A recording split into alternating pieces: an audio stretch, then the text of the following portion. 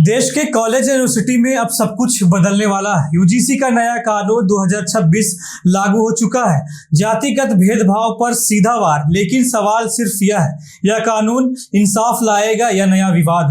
देश की उच्च शिक्षा व्यवस्था में एक बड़ा और अहम बदलाव हुआ है। विश्वविद्यालय अनुदान आयोग यानी यूजीसी ने कॉलेज और यूनिवर्सिटी में जातिगत भेदभाव पर रोक लगाने के लिए उच्च शिक्षा संस्थानों में समानता को बढ़ावा देने के नियम 2026 लागू कर दिए हैं। यह नियम 15 जनवरी 2026 से पूरे देश में लागू हो चुका है और उसका असर छात्रों से लेकर प्रोफेसर, स्टाफ और प्रशासन तक पर भी पड़ेगा। यूजीसी ने साफ कहा है कि अब किसी भी कॉलेज या यूनिवर्सिटी में किसी व्यक्ति के साथ उसकी जातिगत, वर्ग या समुदाय के आधार पर भेदभाव नहीं किया जा सकता, चाहे वो भेदभाव खुलकर हो या छुपे तरीके से।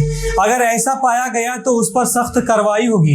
इन नए नियमों के तहत हर उच्च शिक्षण संस्थान में समान अवसर केंद्र यानी इक्वल अपॉर्चुनिटी सेंटर बनाना अनिवार्य होगा। इसका मकसद है कि एससी, एसटी, ओबीसी और अन्य वंचित वर्ग छात्रों के और कर्मचारियों को पढ़ाई, आर्थिक मदद और सामाजिक सहयोग मिल सकेंगे। यहाँ की वे अपनी शिकायतें ऑनलाइन दर्ज भी करा सकेंगे। अगर कोई कॉलेज या केंद्र नहीं बना पाता है तो उसकी जिम्मेदारी संबंधित यूनिवर्सिटी की होगी। इसके अलावा हर संस्थान में एक इक्विटी कमेटी यानी सामान्यता समिति भी बनाई जाएगी। इस कमेटी में एससी, एसटी, ओबीसी, महिला और दिव्यांग वर्ग का प्रतिनिधित्व अनिवार्य होगा। यह कमेटी शिकायतों की जांच करेगी और अपनी रिपोर्ट संस्थान प्रमुख को सौंपेगी। उस रिपोर्ट पर कार्रवाई करना संस्थान के लिए जरूरी होगा। यहीं तक नहीं, 24 घंटे चालू रहने वाली हेल्पलाइन भी बनाई जाएगी। यहाँ तक कि कोई भी व्यक्ति अपनी पहचान गुप्त तरीके से शिकायत दर्ज कर सकेगा।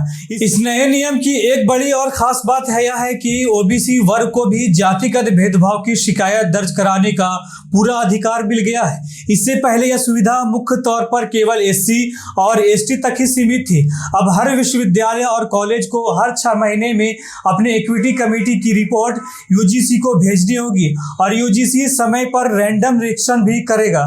हालांकि दोस्तों, ये नियम लागू होते ही विवादों में घिर गया है। जयपुर समेत कई जगहों पर करनी सेना, ब्राह्मण महासभा, कायस्थ और वैश्य संगठनों ने मिलकर इसका विरोध शुरू कर दिया है। इन संगठनों का कहना है कि इस कानून का दुरुपयोग हो सकता है और सामान्य यानी जनरल कैटेगरी के छात्रों और शिक्षकों को झूठे मामलों में फंसाया जा सकता है। विरोध करने वालों का यह भी कहना है कि कहीं न कहीं एससी, एसटी एक जैसा कानून यह बनता जा रहा है, जिससे पहले से ही एक वर्ग को दोषी और दूसरे को पीड़ित मान लिया जाता है। खासकर जनरल कैटेगरी के छात्रों को शिकायत की है कि यह नियमों में झूठी शिकायतों पर सजा और जुर्माना प्रावधान हटा दिया गया है, जिससे संतुलन बिगड़ सकता है। राजनीतिक तौर पर भी यह मुद्दा काफी गर्म हो गया है। खासकर उत्तर प्रदेश चुनाव 2027 से पहले एक तरफ सामाजिक न्याय की बात करने वाले इसे ऐतिहासिक बता रहे हैं, तो दूसरी तरफ स्वर्ण संगठनों और छात्रों में गहरी नाराजगी देखी जा रही है। अब अगर इन नियमों का पालन कोई कॉलेज यूनिवर्सिटी नहीं करता है तो यूजीसी बेहद सख्त कार्रवाई कर सकता है।